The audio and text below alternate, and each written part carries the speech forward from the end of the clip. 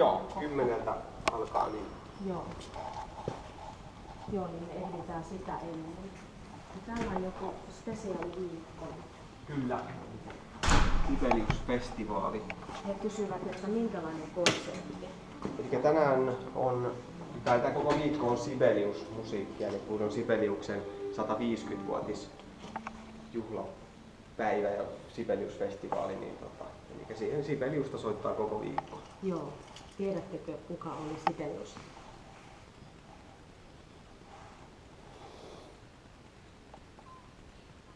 Joo. Mä laitan teille, kun me menemme. Joo. Jos joku löytää sieltä linkin, niin laita chattiin esimerkki. Nyt mä menen tänne konserttisaliin.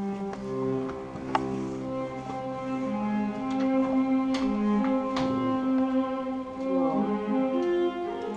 Nyt me olemme. Onko täällä hyvä akustiikka? Täällä on maailman 5 parhaan joukkoon kuuluu tämä sali. Eli 5 maailmassa, tai voi olla 4. tai 3. Niin, toinen tai ensimmäinen. Tämä on tosi hyvä konserttisali. Tervetuloa tänne joskus konserttiin. He eivät vielä aloita, 10 alkaa harjoitus. Kenraaliharjoitus. Kenraaliharjoitus on viimeinen harjoitus ennen konserttia.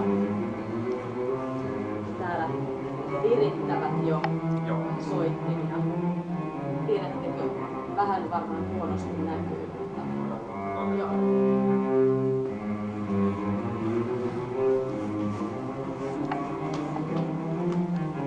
Kuuluuko tää hyvin tästä?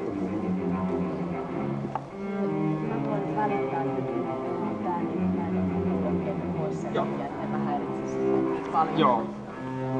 Niin, eli tähän akustiikkaan liittyen, niin meillä on ne mitä pystytään muuttamaan tässä, ne on niin nämä akustiikkaovet.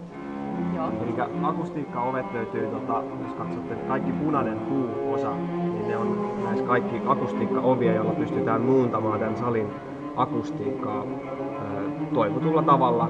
Ja samoin sitten, jos kääntää tuonne ylöspäin, eli missä löytyy nuo lamput, niin siellä on 3 isoa kattoelementtiä, jotka myös toimii yhtenä osana akustiikkaa ja akustiikan muuntoa. Eli niillä pystytään korkeuden säädöllä pystytään vaikuttamaan siihen, että miten sali soi.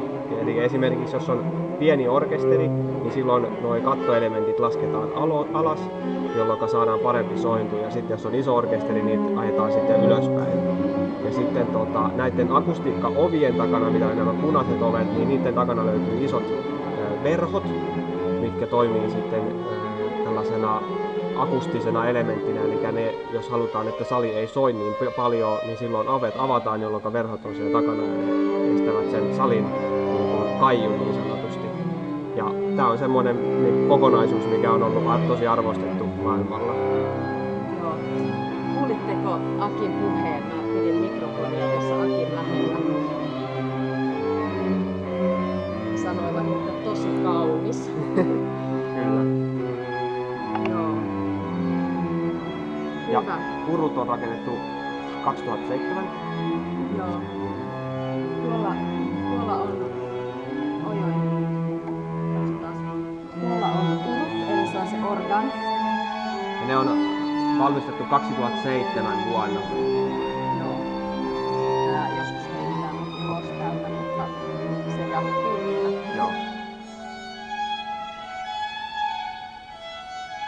Ihana. Tässä sulle ei huva internet.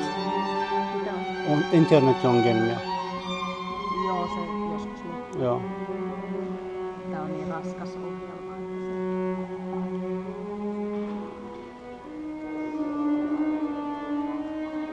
Joo, vähän internet katkeaa välillä, mutta vähän voitte nähdä.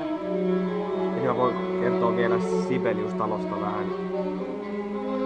Eli sen verran Sibelius-talosta ylipäätänsä, eli nämä kaikki tilat, mitä Sibelius-talossa on, niin ne toimii myös kokoustiloina tai juhlatiloina tai mitä ikinä sitten